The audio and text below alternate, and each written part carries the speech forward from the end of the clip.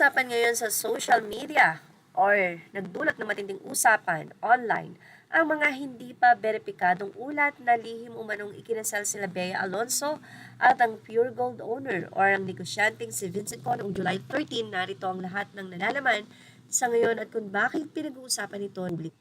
Nagulantang ang mga tagahanga ni Bea Alonso matapos kumalat sa social media ang mga hindi pa nakukumpirmang ulat na lihim umanong ikinasal ng aktres sa negosyanteng si Vincent Co. Lalong lumakas ang espekulasyon matapos sabihin ng Showbiz Insider at talent manager na si OG Diaz sa kanyang online program na nagpalitan umano ng sumpaan sina Bea at Pure Gold President sa isang pribadong seremonya sa Makati noong July 13. Ayon kay OG Diaz, iilan lamang ang umano'y dumalo sa naturang seremonya na sinasabing ginanap sa Makati City Hall. Ibinahagi rin niya na may nagpadala umano sa kanya ng mga larawan mula sa sinasabing kasal at ayon sa kanya, hindi na nagpapatunay ang mga ito na tunay ng naganap ang kasalan. Congratulations, Bea Alonso and Vincent Co. Finally, they got married sa Makati noong July 13 at 7 p.m. ani OG.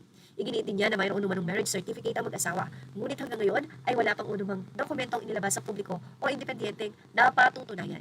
Dahil dito, mabilis na kumalat ang usap-usapan online kung saan pinagdedebatihan ng mga tagahanga at netizens kung totoo nga ang ikinasal na ang dalawa matapos ang ilang buwang espekulasyon tungkol sa kanilang relasyon.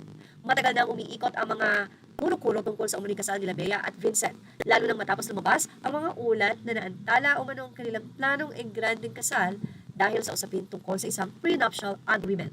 Gayunpaman, sinabi ni OG na naresolba na umano ang naturang issue at nagpasya pa rin ang magkasintahan na magkaroon ng prenup. Inangkin din niyang naroon umano ang abogado na si Lorna Kapunan upang kumatawan sa interes ni Bea.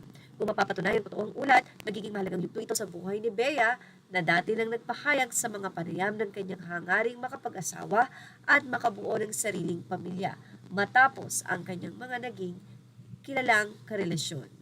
Sa ngayon ay wala pang kumpirmasyon o pagtanggi mula kina Bea Alonso at Vincent Co tungkol sa mga kumalat na balita hanggat walang opisyal na pahayag na nanatiling hindi beripikado ang ulat na ikinasal umano sila noong July 13. Samantala, namataan pa noong July 12 ang may-ari ng Pure Gold na si Vincent Co sa naturang OPM concert kung saan nandoon ang star ng gabi na SB19. At yan ang ating Showbiz Now update. Images are all credit to the rightful owners. Thank you for watching Showbiz Now.